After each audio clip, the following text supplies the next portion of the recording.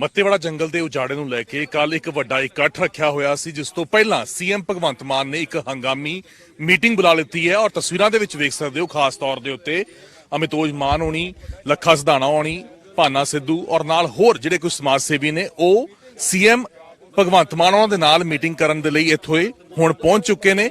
ਔਰ ਖਾਸ ਤੌਰ ਦੇ ਉੱਤੇ ਕੱਲ ਨੂੰ ਜਿਸ ਤਰੀਕੇ ਨਾਲ ਕਾਲ ਦਿੱਤੀ ਗਈ ਸੀ ਤਾਂ ਉਹਨਾਂ ਦੇ ਵੱਲੋਂ ਜੋ ਹੈ ਅੰਦਰ ਜਾ ਕੇ ਗੱਲਬਾਤ ਜਿਹੜੀ ਹੈ ਉਹ ਸੀਐਮ ਭਗਵੰਤ ਮਾਨ ਉਹਨਾਂ ਦੇ ਨਾਲ ਕੀਤੀ ਜਾਣੀ ਹੈ। ਤਾਂ ਹੱਥ ਦੇ ਵਿੱਚ ਕੁਝ ਫਾਈਲਾਂ ਜ਼ਰੂਰ ਫੜੀਆਂ ਹੋਈਆਂ ਨੇ, ਆਪਸ ਦੇ ਵਿੱਚ ਚਰਚਾ ਜੋ ਹੈ ਇਹਨਾਂ ਦੇ ਵੱਲੋਂ ਕੀਤੀ ਜਾਊਗੀ। ਤਾਂ ਸੀਐਮ ਭਗਵੰਤ ਮਾਨ ਉਹਨਾਂ ਨੇ ਬਕਾਇਦਾ ਆਪ ਇਹਨਾਂ ਨੂੰ ਬੁਲਾਇਆ ਔਰ ਨਾਲ ਹੀ ਇਹਨਾਂ ਦੇ ਨਾਲ ਚਰਚਾ ਕਰਨ ਦੇ ਲਈ ਇਹ ਖਾਸ ਤੌਰ ਦੇ ਉੱਤੇ ਮੀਟਿੰਗ ਨੂੰ ਰੱਖਿਆ ਗਿਆ। ਔਰ ਤੁਹਾਨੂੰ ਇਹ ਵੀ ਦੱਸ ਦਿੰਦੇ ਆ ਕਿ ਜੋ ਇਸ ਵੇਲੇ ਖਬਰਾਂ ਨਿਕਲ ਕੇ ਸਾਹਮਣੇ ਆ ਰਹੀਆਂ ਨੇ ਉਹ ਇਸ ਦੇ ਵਿੱਚ ਇਹੀ ਚਰਚਾ ਚੱਲ ਰਹੀ ਹੈ ਕਿ ਮੱਤੇਵਾੜਾ ਜੰਗਲ ਦੇ ਉੱਤੇ ਜਿਸ ਤਰੀਕੇ ਨਾਲ ਟੈਕਸਟਾਈਲ ਪਾਰਕ ਬਣਾਉਣ ਦੀ ਜੋ ਚਰਚਾ ਹੈ ਉਸ ਨੂੰ ਸਰਕਾਰ ਜਿਹੜੀ ਹੈ ਉਹ ਸ਼ਾਇਦ ਵਾਪਸ ਲੈ ਸਕਦੀ ਹੈ, ਉਸ ਫੈਸਲੇ ਨੂੰ ਸਰਕਾਰ ਜੋ ਹੈ ਉਹ ਰੋਲ ਬੈਕ ਕਰ ਸਕਦੀ ਹੈ।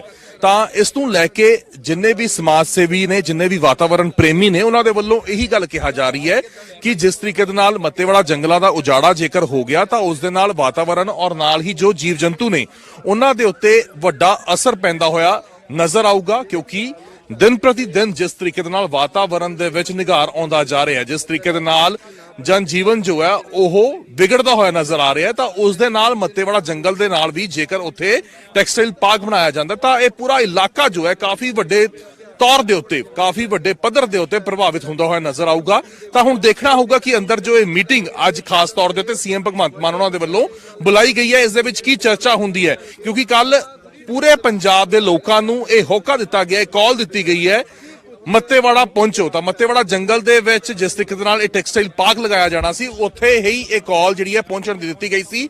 ਵੱਖ-ਵੱਖ ਲੋਕਾਂ ਦੇ ਵੱਲੋਂ ਉੱਥੇ ਪਹੁੰਚ ਕਰਨ ਦੀ ਜਿਹੜੀ ਹੈ ਉਹ ਤਿਆਰੀਆਂ ਵੀ ਸ਼ੁਰੂ ਕਰ ਦਿੱਤੀਆਂ ਗਈਆਂ ਸੀ। ਵੱਡੀ ਗਿਣਤੀ ਦੇ ਵਿੱਚ ਲੋਕ ਜਿਹੜੇ ਨੇ ਉਹ ਪਿੰਡਾਂ ਦੇ ਵਿੱਚੋਂ ਇਕੱਠ ਕਰਕੇ ਮੱਤੇਵਾੜਾ ਪਹੁੰਚ ਰਹੇ ਸੀ।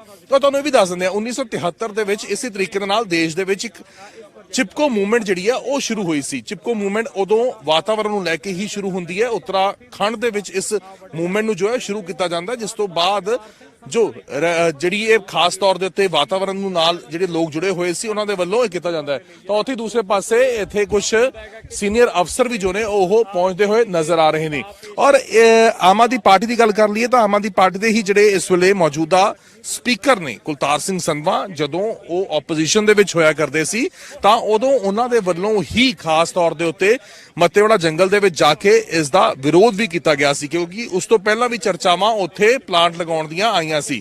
ਤਾਂ ਸਰਕਾਰ ਦੇ ਵੀ ਕੁਝ ਜਿਹੜੇ ਅਧਿਕਾਰੀ ਨੇ ਉਹ ਇੱਥੇ ਪਹੁੰਚਦੇ ਹੋਏ ਨਜ਼ਰ ਆ ਰਹੇ ਨੇ। ਔਰ ਪੰਜਾਬ ਵਿਧਾਨ ਸਭਾ ਦੇ ਸਪੀਕਰ ਕੁਲਤਾਰ ਸਿੰਘ ਸੰਧਵਾ ਉਹਨਾਂ ਨੇ ਵੀ ਬਕਾਇਦਾ ਜਦੋਂ ਵਿਧਾਨ ਸਭਾ ਦੇ ਵਿੱਚ ਇਸ ਮੁੱਦੇ ਨੂੰ ਲੈ ਕੇ, ਉਜਾੜੇ ਨੂੰ ਲੈ ਕੇ ਚਰਚਾ ਕੀਤੀ ਗਈ ਤਾਂ ਉਸ ਮੁੱਦੇ ਦੇ ਵਿੱਚ ਉਹਨਾਂ ਨੇ ਵੀ ਗੱਲ ਕਿਹਾ ਕਿ ਭਾਵੇਂ ਮੈਂ ਸਪੀਕਰ ਦੀ ਕੁਰਸੀ ਦੇ ਉੱਤੇ ਬੈਠਾ ਪਰ ਮੈਨੂੰ ਵੀ ਵਾਤਾਵਰਣ ਦੀ ਜੋ ਹੈ ਉਹ ਚਿੰਤਾ ਹੈ ਔਰ ਇਸ ਦੇ ਚਲਦਿਆਂ ਹੋਇਆਂ ਇਸ ਪੂਰੇ ਮੁੱਦੇ ਦੇ ਉੱਤੇ ਧਿਆਨ ਦੇਣ ਦੀ ਲੋੜ ਹੈ। ਤਾਂ ਹੁਣ ਦੇਖਣਾ ਹੋਊਗਾ ਕਿ ਹੁਣ ਕਿਸ ਤਰੀਕੇ ਦੇ ਨਾਲ ਸਰਕਾਰ ਇਸ ਮੁੱਦੇ ਨੂੰ ਦੇਖਦੀ ਹੈ, ਕਿਉਂਕਿ ਇਸੇ ਮੁੱਦੇ ਨੂੰ ਲੈ ਕੇ ਕੱਲ ਇਕੱਠ ਵੀ ਰੱਖਿਆ ਗਿਆ ਸੀ। ਔਰ ਹੁਣ ਜੇ ਇਸ ਮੁੱਦੇ ਦੇ ਉੱਤੇ ਅੰਦਰ ਚਰਚਾ ਜਿਹੜੀ ਹੈ ਉਹ ਸੁਖਾਵੇਂ ਮਾਹੌਲ ਦੇ ਵਿੱਚ ਹੁੰਦੀ ਹੈ ਜਾਂ ਇਸ ਦੇ ਵਿੱਚੋਂ ਕੋਈ ਫਰੂਟਫੁਲ ਰਿਜ਼ਲਟ ਨਿਕਲਦਾ ਤਾਂ ਸਰਕਾਰ ਹੋ ਸਕਦਾ ਹੈ ਕਿ ਇਸ ਫੈਸਲੇ ਨੂੰ ਵਾਪਸ ਲੈ ਸਕਦੀ ਹੈ।